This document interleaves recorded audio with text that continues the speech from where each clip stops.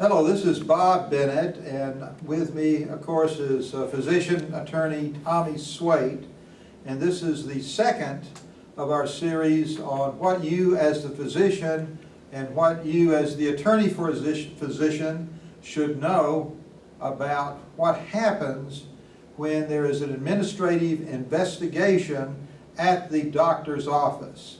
And one of the reasons we're talking about this is that Dr. Swait, Attorney Swait, and Bob Bennett have had experience with this in the past. And we want you to be prepared for what happens. So Tommy, let's start off by first, the doctor and the attorney probably knows what the Texas Medical Board is all about, but give a summary what the Texas Medical Board does. The Texas Medical Board is, quote, and I put this in quotes, charged with protecting the public. And that's very important, because that means that they really don't care much about the physicians. Their role is to create numbers so that they can tell the legislature that they're doing their job by getting rid of these bad physicians. Okay, so there is a role for the Texas Medical Board. If you're a physician in Texas, you have to be a member. But I want to go away from what their regulatory function is to a thing that we know about, a procedure we know about, called the administrative subpoena. What does that mean? That's a subpoena that the medical board can, the investigators, it's not the board, the investigators for the medical board can sign this subpoena requesting records from your office. The subpoena is actually generated by a group of investigator nurses within the Texas Medical Board. And it's not the board doing it, it's the investigators with this subpoena that's an administrative subpoena requesting records. By administrative, I mean it's not signed by a judge. It doesn't have the force of a judge.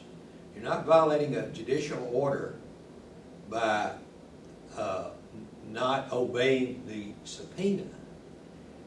And it becomes very technical about what you can do and what you cannot do with an administrative subpoena from the standpoint of the doctor who the subpoena is being addressed.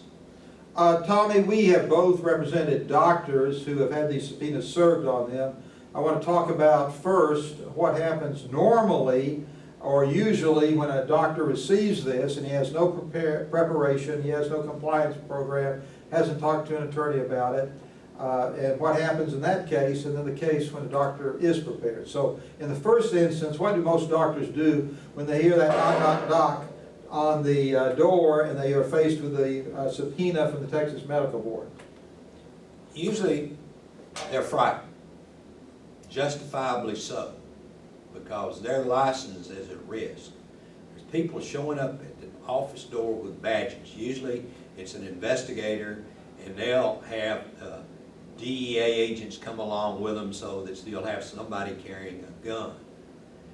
And fear is the first response. The second response is, well, if I just work with them and tell them what the truth is, everything will be all right. I can talk to them, which is probably the worst mistake you can make.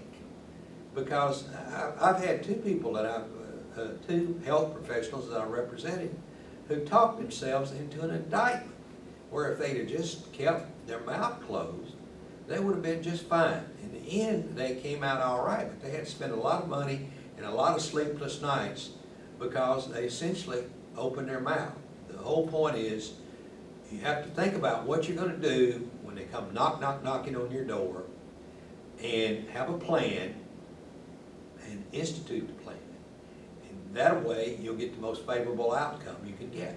So in the first instance, most doctors who are confronted with this subpoena and confronted with a group of investigators who come to their office, they usually do more than they should, they usually say more than they should, and they usually get into more trouble than they should if they just kept quiet. That is a wonderful summation of what a physician or a nurse practitioner or any health provider, chiropractors, physical therapist, any health professional, just not those regulated by the Texas Medical Board, should do.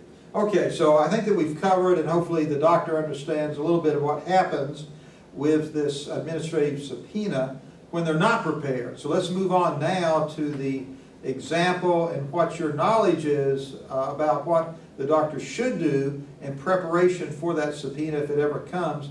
How do they go about preparing for it and knowing what to do? Well, yeah, you have to be aware of what the investigators are attempting to do.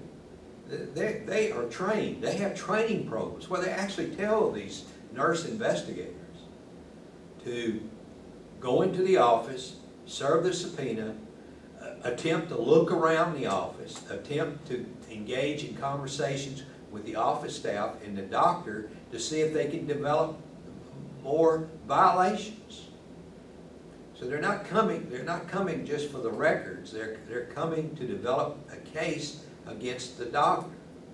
Their whole philosophy is, from these nurses, is doctors are bad and we're gonna save the public from these doctors when they show up at your office. And that's their attitude. It's not that they want to work with you. They want numbers. Okay, so we understand now what happens when they do come, but in order to prepare for that, would you agree that probably the best thing that a doctor can do is to, one, have a compliance program that would include his staff so they know what to do if somebody comes knocking on the door. Two, he understands, or she understands, the physician understands, that they should first call their attorney immediately. Next, that they don't say anything, they're not required to say anything, and refuse to do anything until their attorney arrives. Yes, that's perfect. You must have a plan. And the plan should include telling the investigators and whoever's with them, please have a seat, that I cannot do anything without the advice of my attorney. I'm calling my attorney, and as soon as my attorney arrives, my attorney will talk to you. At that point in time, the doctor leaves and leaves the presence of the investigator and whoever's with them, goes back into a private space, leaving only one employee at the reception desk.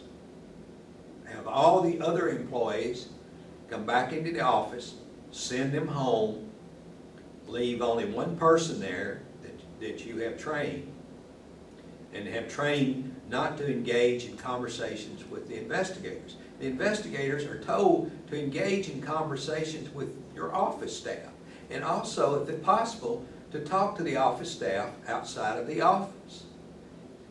And so the whole point is to build a case. And a doctor attempting to talk to these people will just talk themselves into trouble because they don't understand what the questions means that they ask, or they may not understand. They may certainly understand, but they may not understand what the effects of their answers. So in summary here, I want to be sure that you, the physician, understand, and there's a fine line that needs to be drawn between an administrative subpoena, an administrative investigation, and a criminal investigation. Now, if the administrative investigation with the administrative subpoena also comes with criminal investigators from the district attorney's office or for some other agency, then the investigation takes on a whole different life, and we're going to talk about that next time. But in summary, number one, have your staff prepared. Number two, call your attorney. Number three, if it's a pure administrative investigation, there is nothing wrong with you saying, I will not say anything nor produce anything until my attorney comes. And finally, if possible, and somebody's there that has a camera or has an iPhone or has some type of recording device, record the entire incident for future use. Is that a pretty good summary? That's a great summary. Well, then let's move on from number 2 in our series, and the next one will be number 3, when we're going to be talking about what happens when there is an administrative investigation and a criminal investigation going on at the same time. Thank you for listening.